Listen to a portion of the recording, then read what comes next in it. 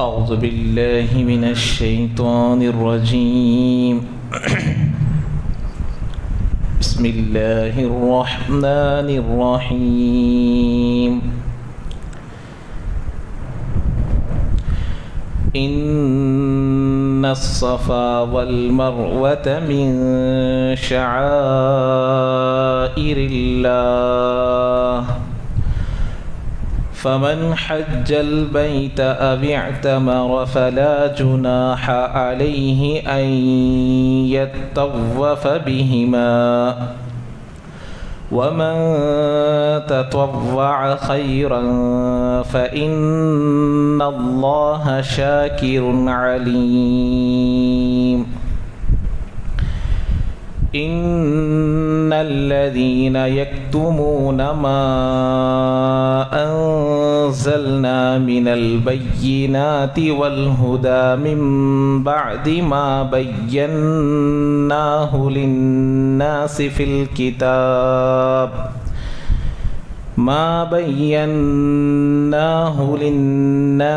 الكتاب أولئك يلعنهم الله ويلعنهم اللاعنون صدق اللہ العظیم.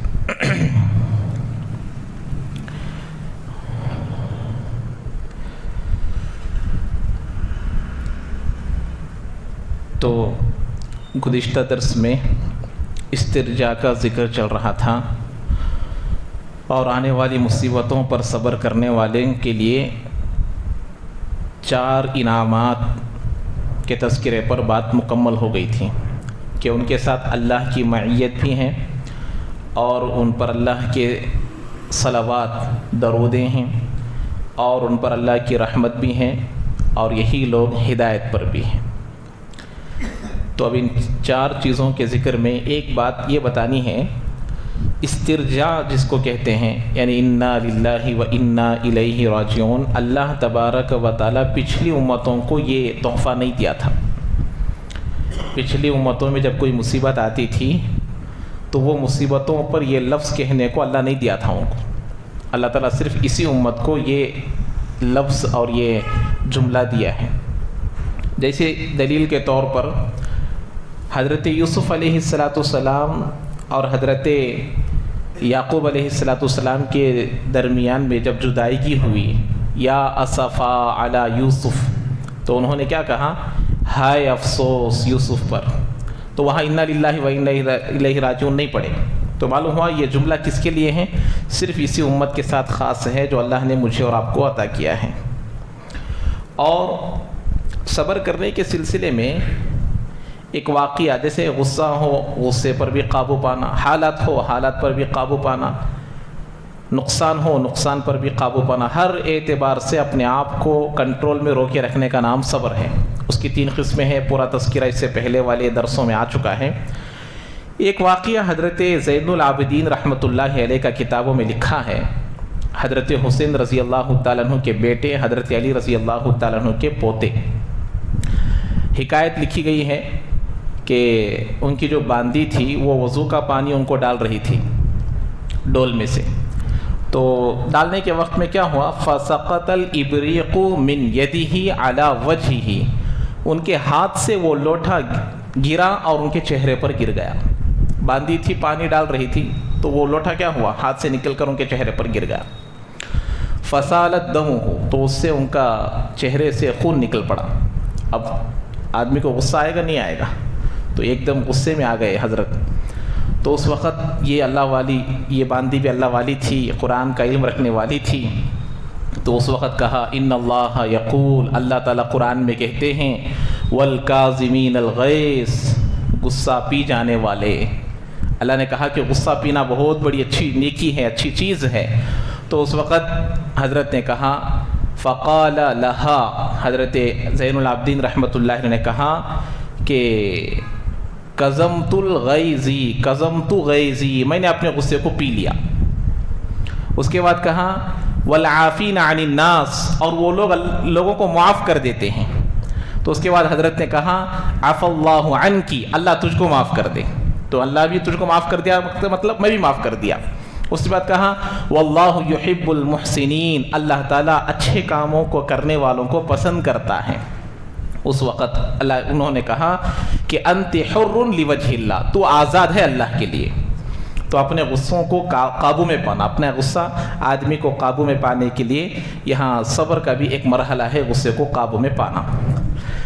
تو اب یہاں پر دیکھیے، جیسے میں بتایا آپ لوگوں کو، صابرین، بڑے صابرین کا تذکرہ، پھر چھوٹے صابرین کا تذکرہ اور ان کے انعامات کا تذکرہ بیان کرنے کے بعد اب ایک دنیا میں حقیقی صبر کیے ہیں جو حضرت حاجرہ رضی اللہ تعالیٰ عنہ ہے، مثال کے طور پر بیان کر رہا ہے کہ اگر کوئی آدمی ایسا صبر دنیا میں کرے گا تو ہم اس کو دنیا میں ہی اس کا کچھ مزہ دے دیں گے، ان پر صلات ہے، ان پر رحمتیں ہیں اور وہ ہدایت پر ہے اور اللہ ان کے ساتھ ہے، اس کی ایک مثال، دنیاوی مثال۔ آخرت میں تو انعامات ہے ہی، لیکن دنیا میں کیا اللہ تعالیٰ ان کے درجات کو بلند کرتا ہے، ان کے ذکر کو عام کرتا ہے، اللہ ان پر رحمتیں نازل کرتا ہے، اس کی ایک مثال حضرت حاجرہ رضی اللہ تعالیٰ عنہ کا بیان کر رہے ہیں کہ یہ بھی صبر کا ایک سرچشمہ تھی، اور ان کے صبر پر اللہ نے کیا انعام دیا، اللہ نے صبر پر ان کا کیا مرتبہ ان کو عطا کیا اور اس کا ثمرہ کیا نکل کر آیا، اس کا نتیجہ کیا نکل کر آیا، اس کو بیان کر رہے ہیں۔ اب وہ کیا ہے کہ حضرت حاجرہ رضی اللہ تعالیٰ عنہ کو حضرت ابراہیم علیہ السلام اپنے بیٹے حضرت اسماعیل علیہ السلام کو اور ان کی بیوی حضرت حاجرہ رضی اللہ تعالیٰ عنہ دونوں کو لے جا کر ایک جنگل میں چھوڑنے کا حکم ہوا، تو لے جا کر چھوڑ کر آ گئے، اللہ کا حکم تھا۔ حضرت حاجرہ رضی اللہ تعالیٰ عنہ بھی ساتھ میں ہیں، جا رہے ہیں، جیسے ہی وہاں پر چھوڑ کر جانے کا وقت آیا تو ہاتھ جو پکڑے تھے پکڑے رہ گئے کہ آپ رفیق ہاتھ شریک ہاتھ چھوڑ کر جا رہے، کیا بات ہے، کیا اللہ کا حکم ہے؟ کہا کہ ہاں، ہاتھ کو چھوڑ دیے، اگر اللہ کا حکم ہے تو میرے لیے اللہ کافی ہے، چھوڑ دیے۔ اب وہاں جو تھا وقت، جو کھانے کی چیزیں تھی، پینے کی چیزیں تھی جو ساتھ میں لے کر گئے تھے، وہ سب کیا ہو گئی، ختم ہو گئی۔ اب ماں کے اندر بھی دودھ آنے کے لیے ایک ظاہری اسباب ہے کہ وہ کچھ کھائے گی تو دودھ کا انتظام ہوگا، تو نہ پانی ہے نہ کھجور ہے، کچھ بھی نہیں ہے، تو اب وہ وقت بھی آ گیا جو وقت آنا تھا۔ بچہ پیاس سے بلبلانے لگا، رونے لگا، تو حضرت حاجرہ رضی اللہ تعالیٰ عنہ وہاں جو پہاڑ تھے 164 ہجری میں مہدی عباس، اس نے جو ہے وہ صفا مروہ میں جو ہم لوگ سعی کرتے ہیں اس کو حرم میں داخل کیا، اس سے پہلے وہ باہر تھی 164 ہجری میں، تقریباً 1300 سال پہلے یہ اندر داخل، اس سے پہلے یہ باہر تھے۔ تو بعض لوگ اس وقت کہنے لگے جب یہ مسجد میں داخل ہو گئے تو صحیح جائز نہیں ہے، یہ جاہلیت کی سوال تھے اور جہالت تھی، ایسی کوئی بات نہیں ہے شریعت میں، تو صحیح اب بھی ہے اور قیامت تک بھی رہے گی۔ تو بہرحال وہ جہاں کعبہ ہے، کعبہ کے بالکل قریب میں تھا وہ جو چشمہ تھا، کس کا، زمزم کا، جہاں حضرت اسماعیل علیہ السلام سوئے ہوئے تھے، جہاں سے پانی نکلا۔ تو بہرحال جب حضرت حاجرہ رضی اللہ تعالیٰ عنہ کو معلوم ہوا کہ میرا بیٹا بل بلا رہا ہے، تو یہ کبھی صفا پر چڑھتی، کبھی مروہ پر چڑھتی، تو دیکھتے کہ کوئی کچھ پانی نظر آ جائے، کوئی چیز نظر آ جائے تو ادھر سے ادھر، ادھر سے ادھر کو جاتی تھی۔ اب اوپر کو چڑھتی تو بیٹا نظر آتا، نیچے کو اترتی تو بیٹا نظر نہیں آتا، اور پھر ادھر اوپر چڑھتی تو بیٹا نظر آتا تھا۔ اب بھی آج آپ لوگ دیکھیں گے جو بھی حج اور عمرہ کیے ہیں، صفا مروہ میں جب صحیح کرتے ہیں تو وہاں پر گرین لائٹ لگے ہوئے ہیں، وہ وہی جگہ ہے جہاں پر حضرت اسماعیل نظر نہیں آ رہے تھے، تو وہاں دوڑے، ارے میرا بیٹا نظر نہیں آ رہا، کیا حالت ہے، کوئی بھیڑیا آیا آ کر پکڑ لے، کوئی شیر آ کر پکڑ لے، تو وہاں دوڑنے کا حکم دیا۔ دوڑی ہیں عورت اور دوڑنے کا حکم دیا گیا مردوں کو، قیامت تک کے مردوں کو وہاں دوڑنے کا حکم ہے کہ تمہاری والدہ یہاں پر دوڑی ہے، تم بھی دوڑو، تمہارے لیے ثواب کا باعث ہے، عورتوں کے لیے حکم نہیں ہے، لیکن مردوں کو وہ حکم لازم کر دیا گیا۔ تو اس طریقے سے دوڑنے لگی۔ وہ جو کیا کہتے ہیں گرین لائٹس جو آج بھی وہاں پر ڈالے گئے ہیں، وہ گرین لائٹ اسی لیے ڈالے گئے ہیں کہ حضرت حاجرہ رضی اللہ تعالیٰ عنہ وہاں دوڑے ہیں۔ اب یہاں پر اسی صبر کا، اب وہ صبر کیا نا کہ حضرت ابراہیم علیہ السلام ان کو چھوڑ کر آئے، وہاں پر ڈال کر آئے، وہاں چھوڑ کر آ گئے دونوں کو۔ اب چھوڑ کر آنے کے بعد یہ صبر ہے نہیں ہے، اللہ کے حکم پر ایسے جنگل میں رہنا جہاں نہ کھانے کا کوئی سبب ہے، نہ کوئی پینے کا سبب، کچھ بھی نہیں ہے وہاں پر، ایسے جگہ اب اللہ کے نام پر صبر کر رہی، تو ایسے صابرہ کا ذکر یہاں شروع ہو رہا ہے۔ اب یہاں پر دیکھیے، تو اللہ تعالیٰ نے کہا یہ جو صفا مروہ ہے، اب ہم لوگوں کو ایک ڈاؤٹ ہو سکتا ہے بھائی صفا سے شروع کرنا مروا سے شروع کرنا، تو بعض کتابوں میں لکھا ہے کہ اللہ نے جہاں سے شروع کیا ہے آپ بھی وہاں سے شروع کرو۔ قرآن میں پہلا لفظ کیا ہے؟ صفا ہے۔ جہاں پہلا ہوگا دوسرے میں 4 مرتبہ آنا پڑتا، پہلے میں تیسرے میں 3 مرتبہ، اب وہاں جائیں گے تو 1 ہو گیا۔ تو جتنے بھی وہ 1 3 5 7 جو تا عدد آتے ہیں پورے وہاں پر کہاں مروا پر آتے ہیں، اور جو یہ نمبر ہے جو تا عدد ادھر آتے ہیں، اور جو جفت ہے وہ ادھر آتے ہیں۔ تو اس اعتبار سے اللہ بعض کہتے ہیں کہ اللہ نے جہاں سے شروع کیا وہاں سے شروع کرو، صفا سے مروا کو شروع کرنا ہے۔ تو اب اس کو اللہ تبارک و تعالی ان کی صبر کی وجہ سے اللہ کے نشانیوں میں سے بنا دیا 2 پہاڑیوں کو۔ آج تو پہاڑ بالکل نہیں ہے، زمین کے برابر لیول میں ہے، تھوڑا سا ہائٹ ہے، برائے نام رکھا گیا ہے تاکہ معلوم ہو جائے کہ یہ صفا پہاڑی ہے اور یہ مروا پہاڑی ہے، ورنہ وہ پہاڑ پہلے جو ہے پہاڑوں کی طرح پہاڑ تھے، لیکن اب پہاڑ بالکل برائے نام رکھا گیا۔ تو اللہ نے ان 2 پہاڑوں کو کیا کہا؟ اللہ کے نشانیوں میں سے ایک نشانی ہے۔ یہ اللہ کی نشانیاں کب بنی؟ جب ایک عورت نے اللہ کے نام پر صبر کی، اپنے بیٹے کے لیے اپنے بیٹے کو قربانی پر آمدہ کی، اپنے شوہر کو بھی صبر کی تلقین کی اور خود صبر کی۔ کس کے لیے کیے ہیں؟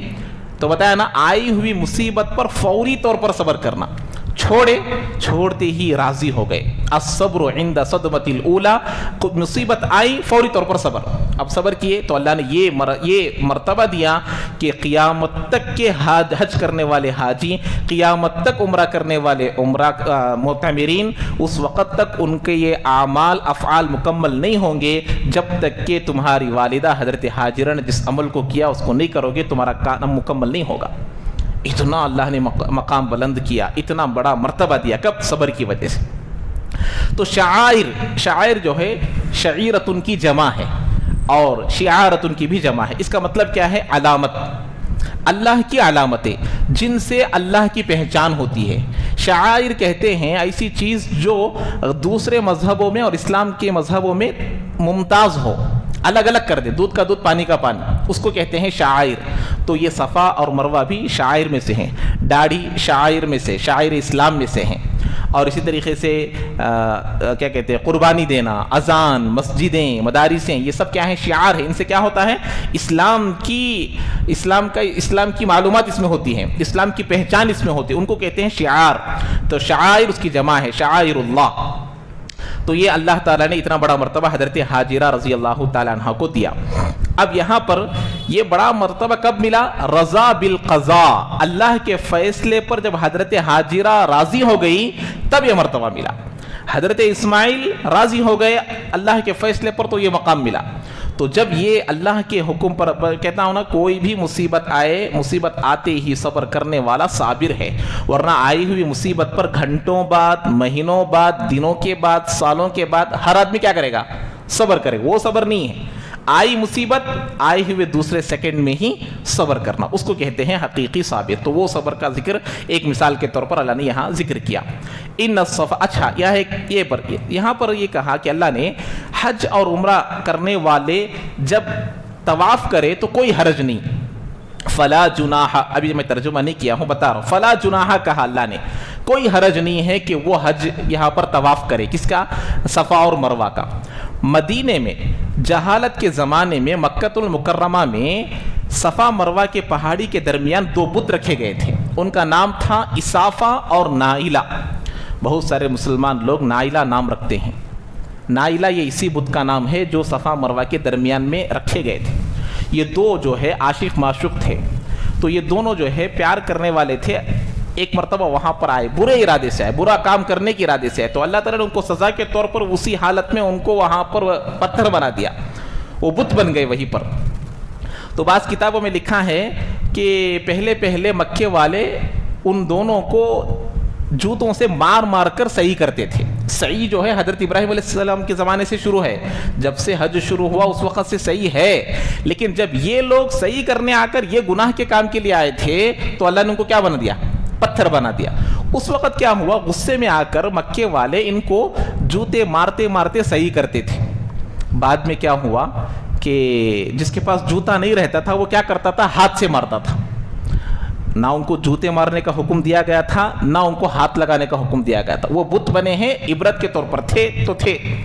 تو بعد میں کیا ہوا، اس کو جس کے پاس جوتا نہیں رہتا تھا ہاتھ سے مارتے تھے، تو بعض لوگ ہاتھ سے مارنے لگے، اور بعض لوگ ہاتھ مار کر سمجھے کہ یہ برکت کی چیز ہے، بوسہ دینے لگے، ہاتھ سے بوسہ دینے لگے۔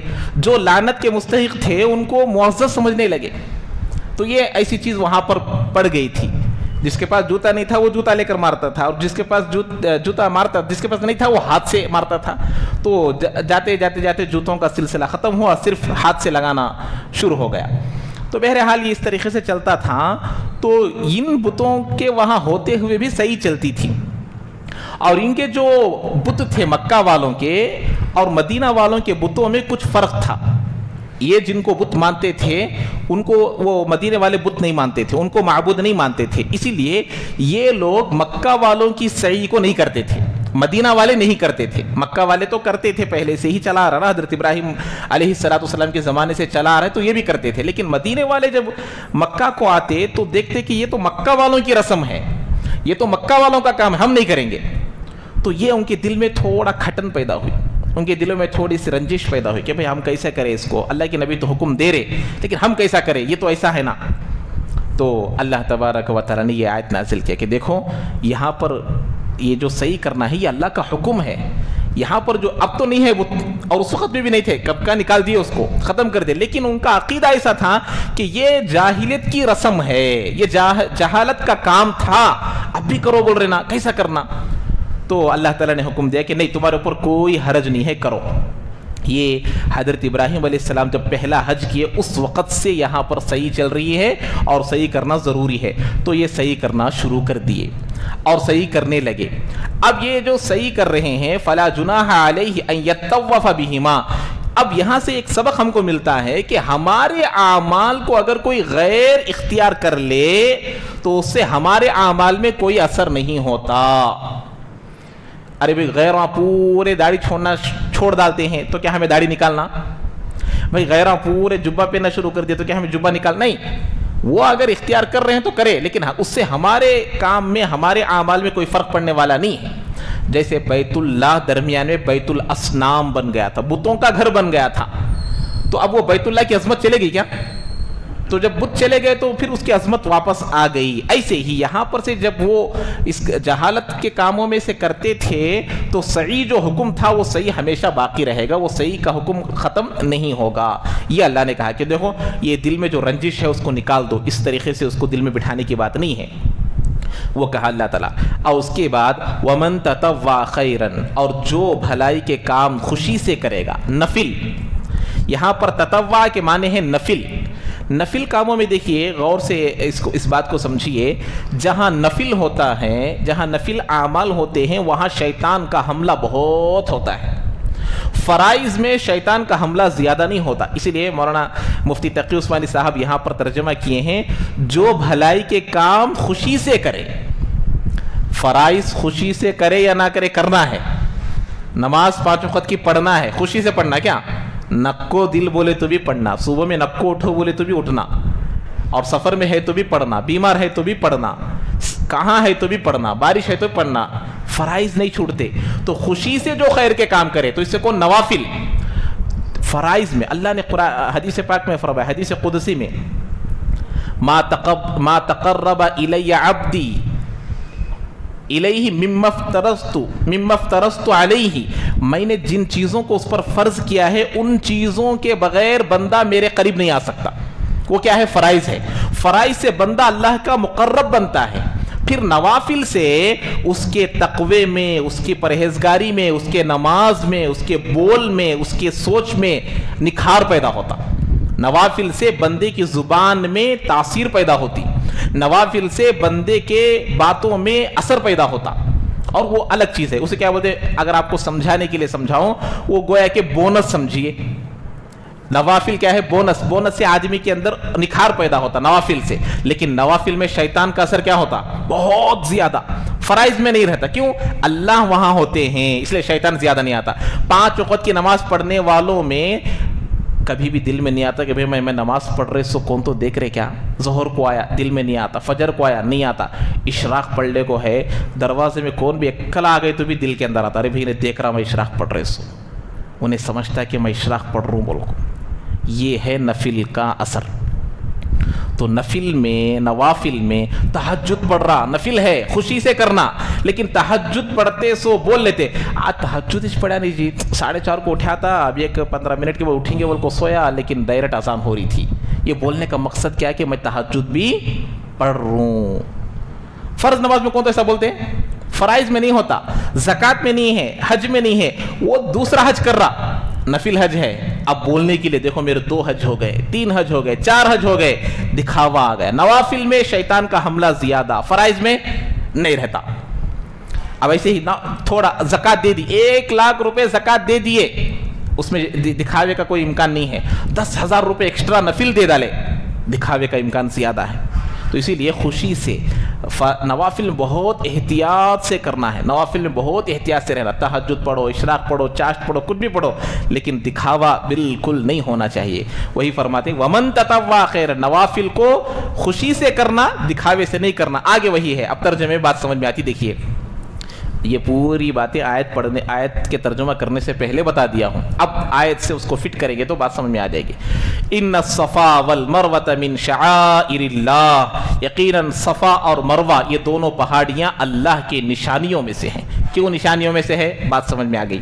فمن حج البیت او اعتمر فلا جناح علیہ ان یطوف بہما, جو کوئی حج کرے بیت اللہ کا یا عمرہ کرے, اس پر کوئی حرج نہیں ہے کہ وہ ان دونوں کا طواف کرے.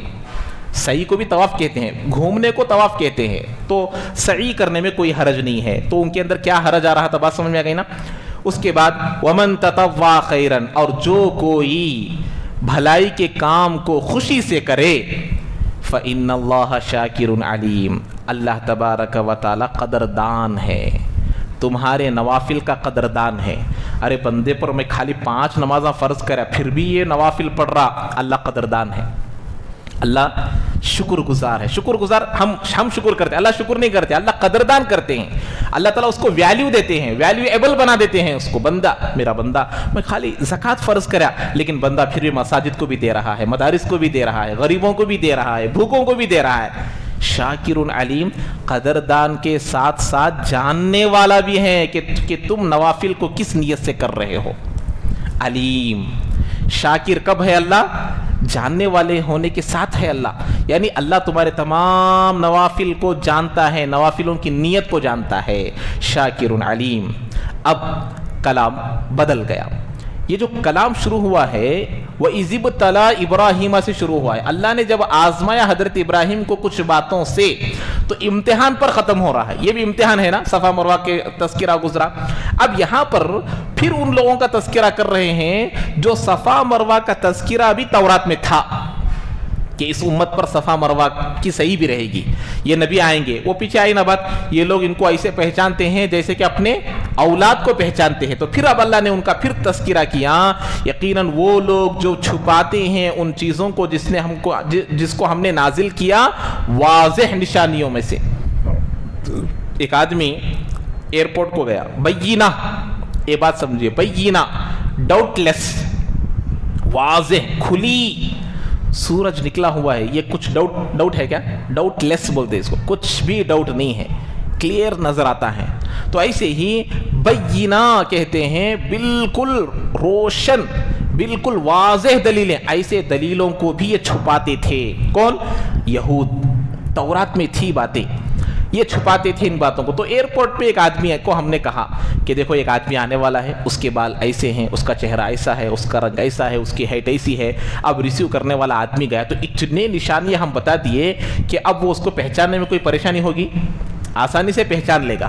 اور ہمارے بتانے میں کچھ غلطی ہو سکتی ہے اور اس کے سمجھنے میں کچھ غلطی ہو سکتی ہے, اور ہم نے جیسے بتایا ہے ویسے ہی دوسرا آدمی بھی آ سکتا ہے. یہاں بتانے والا اللہ, آنے والے میرے آقا, اس میں ڈاؤٹ ہے نہیں ہے. ہمارے بتانے میں, آنے والے میں کچھ کمی بیشی ہو سکتی ہے, کچھ فرق ہو سکتا ہے, لیکن یہاں بتانے والے کون, اللہ. آنے والے کون, آنے والے رسول صلی اللہ علیہ وسلم, ہمارے آقا. اب اس میں کوئی ڈاؤٹ نہیں ہے. پھر بھی یہ ایسا چھپانے کی کوششیں کرتے تھے کہ یہ بات واضح نہ ہو. اللہ نے واضح کر کر بتایا، ظاہر کر کر بتایا کہ دیکھو یہ نبی آنے والے. کتنے بتایا اللہ تعالیٰ، یہ ان کا بیٹا ہوگا، یہ ان کا پوتا ہوگا، اس خاندان میں رہے گا، وہ ایسا رہے گا ایسا رہے گا. اتنی نشانیوں کو بتانے کے باوجود بھی یہ نہیں مانتے تھے. تو ان کا تذکرہ پھر اللہ کر رہے ہیں. یقیناً وہ لوگ ان الذين يكتمون ما انزلنا من البينات والهدى من بعد ما بيناه للناس في الكتاب، یقیناً وہ لوگ جو چھپاتے ہیں ہماری نازل کردہ نشانیوں کو، واضح نشانیوں کو اور ہدایت کو. ہدایت بھی ہے تورات میں اور واضح نشانیاں بھی ہیں. من بعد ما بیناہ، بعد اس کے کہ ہم نے اس کو بیان کر دیا لوگوں کے لیے. کس میں؟ کتاب میں. کن کو؟ لوگوں کو. تورات میں بیان کر دیا. اب یہ لوگ کون ہیں؟ اولئک یلعنہم اللہ ویلعنہم اللاعنون، یہی وہ لوگ ہیں جن پر اللہ بھی لعنت کرتا ہے اور لعنت کرنے والے بھی ان پر لعنت کرتے ہیں، چھپانے والوں پر.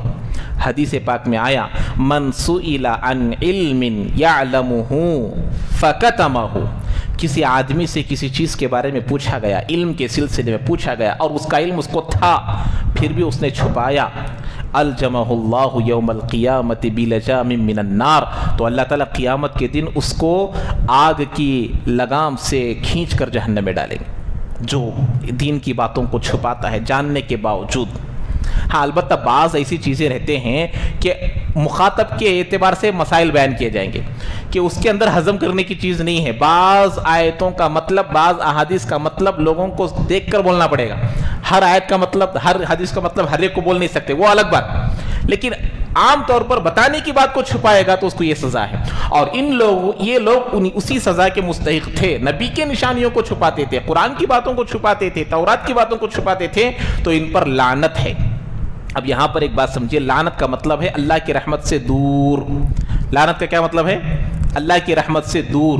اب اللہ نے یہاں کہا اللہ کی بھی ان پر لعنت ہے اور لعنت کرنے والوں کی بھی لعنت ہے. لعنت کرنے والوں کی بھی لعنت میں کون؟ فرشتے بھی شامل ہے، تمام لوگ، آگے بھی آئے گا، تمام لوگ بھی شامل ہیں، چرندے، پرندے، درندے، جانور سب داخل ہیں. جن پر اللہ کی لعنت ہو جاتی ہے انہی ملعون لوگوں سے دنیا میں فسادات آتے ہیں.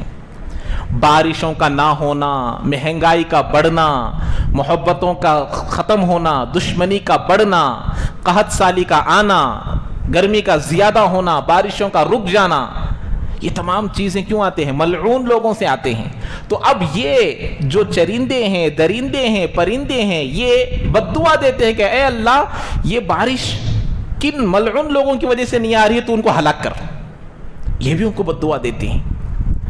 اور خود جو ملعون ہے، وہاں پر آگے آئے گی بات، پھر جو خود لعنت کرنے والا ہے وہ اس کی خود لعنت اس پر شامل ہے. مثال کے طور پر ایک آدمی ہے جو ابھی اچھا ہے، اس نے کہا کہ جھوٹ بولنے والوں پر لعنت ہو، ظلم کرنے والوں پر لعنت ہو. یہ نارمل آدمی بول رہا ہے. اب آگے چل کر وہی جھوٹ بول دیا، آگے چل کر وہی کسی پر ظلم کر دیا تو وہ خود کی لعنت میں شامل ہو گیا. بات سمجھ میں آئی؟ اب ایک نارمل آدمی ہے، اس نے کیا کہا؟ جھوٹ بولنے والوں پر اللہ کی لعنت ہو، ظلم کرنے والوں پر اللہ کی لعنت ہو. اب یہ ظلم نہیں کیا، جھوٹ نہیں بولا. کچھ لمحوں کے بعد، کچھ مہینوں کے بعد، کچھ سالوں کے بعد مال آ گیا، حکومت آ گئی، وہ ظلم کرنے لگا، جھوٹ بولنے لگا، تو خود کی لعنت میں وہ بھی کیا ہو گیا؟ شامل ہو گیا. تو اسی لیے لعنت کرنا بڑی بات نہیں ہے، بس اوقات لعنت کرنے والا بھی اپنی ہی لعنت میں شامل ہو جاتا ہے ان گناہوں کی وجہ سے. تو وہ یہاں بتا رہے ہیں کہ لعنت کرنے والوں کی لعنت ہے اور اللہ کی بھی لعنت ہے ایسے لوگوں پر جو چھپاتے ہیں. تو دنیا میں جو چیزیں آتی ہے وہ چیزیں مسلمانوں کے بگاڑ کی وجہ سے آتی ہیں. حضرت مولانا علی میاں ندوی رحمۃ اللہ علیہ کی ایک کتاب ہے، اس میں حضرت ایک جملہ ہے، مسلمانوں کا بگڑنا کائنات کا بگڑنا ہے. کس کا بگڑنا؟ کائنات کا بگڑنا. جیسے گھر کا بڑا آدمی بگڑ گیا، وہ گھر بگڑتا اچھا رہتا، بگڑ جاتا. پوری کائنات کا بگڑنا اس لیے ہے کہ مسلمان بگڑے ہوئے ہیں. مسلمان بن جائیں گے، یہ بولتے ہیں ان لوگوں کو معلوم ہو جائے کہ مسلمان بن گئے تو دنیا بن جائے گی، یہ ہمارے پیچھے ڈنڈا لے کے پھریں گے، تم بن جاؤ، تم نبی کی اتباع کرو، اللہ کی اتباع. ان کو معلوم نہیں ہے اس لیے خاموش ہے. مسلمانوں کا بننا کائنات کا بننا، مسلمانوں کا بگڑنا کائنات کا بگڑنا ہے. تو اسی لیے یہ بات یہاں پر بتائی جا رہی کہ اپنے آپ کو سنوارنا اور بنانا، لعنت سے بچنا یہ بہت ضروری ہے۔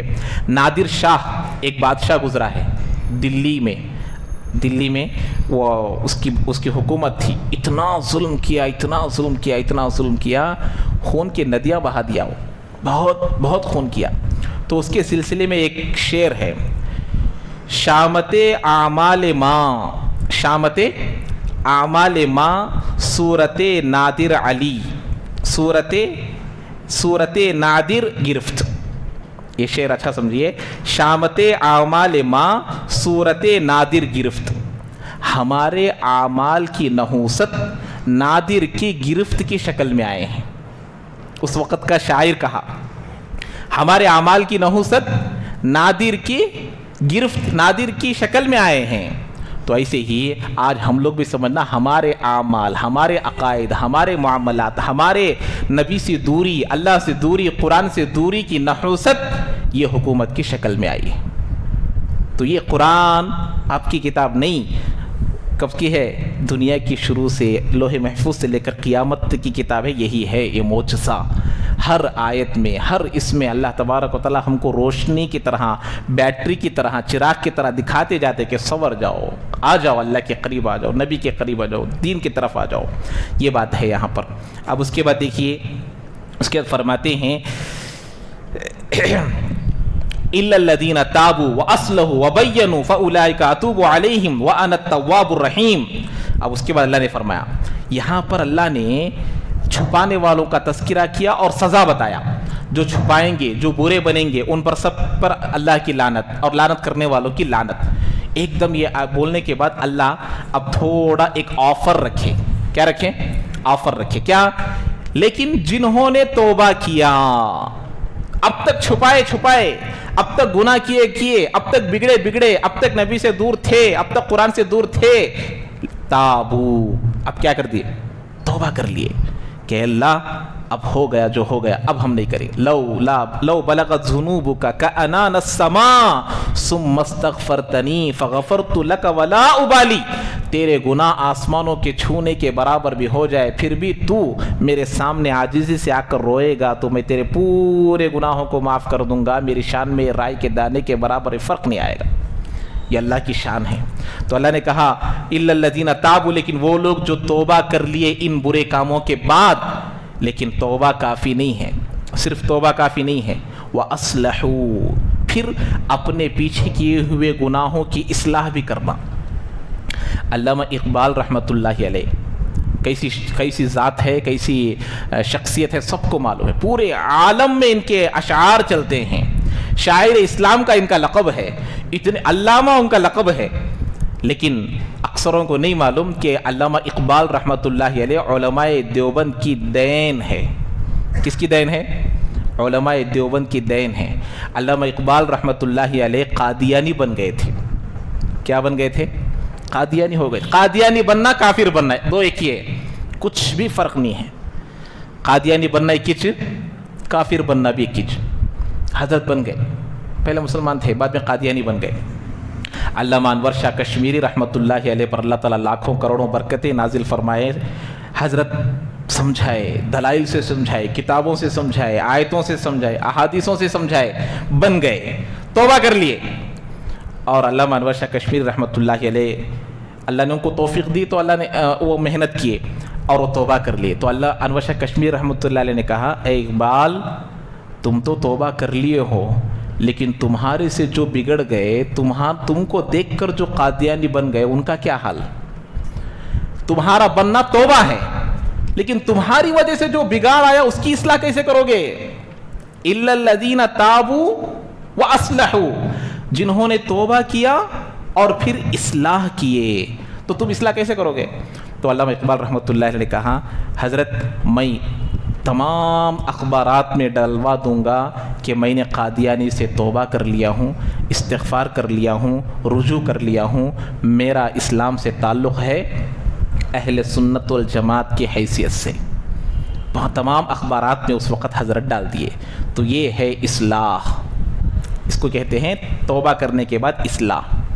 اسی طریقے سے مودودی मौदूदी कौन, जमात इस्लामी के रहबर बड़े, वो उनकी भी बहुत सारी गलतियां थी। उलमा ने मुतनब्बे किया, वो तौबा किए लेकिन इस्लाह नहीं किए। एक पर्चा या फिर कोई किताबचा लिखकर भेज देते तो इस्लाह हो जाती, लेकिन उन्होंने इस्लाह नहीं की, तौबा किए।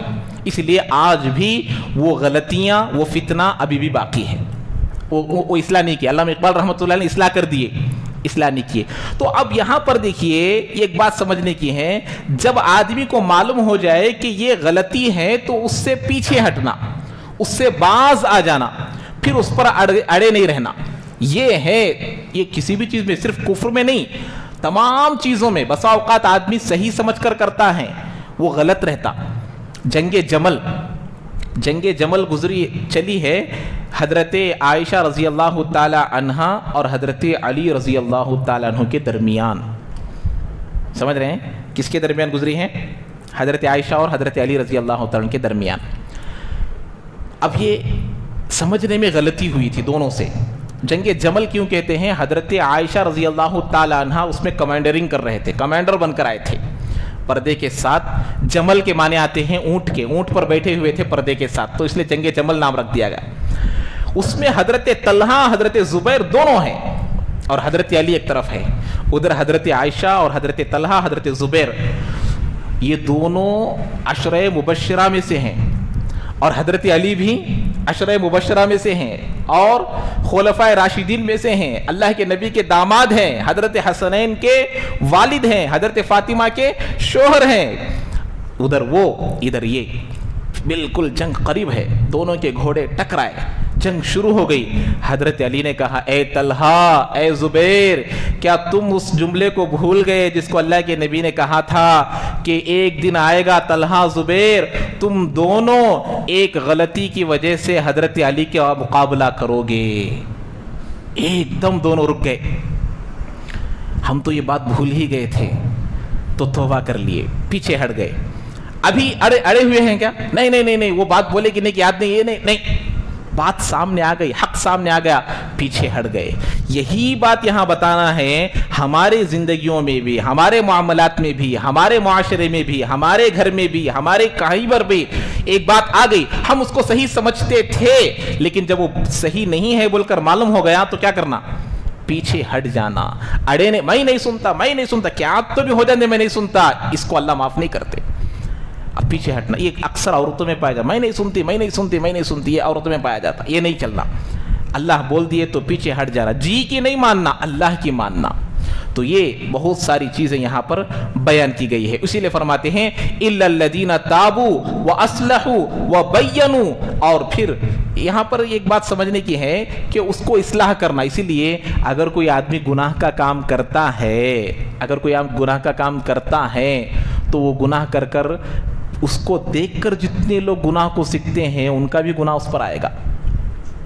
ऐसे ही नेकी का काम करता है तो उस नेकी को देखकर जितने लोग नेकी का काम करेंगे उसको उसका सवाब मिलेगा।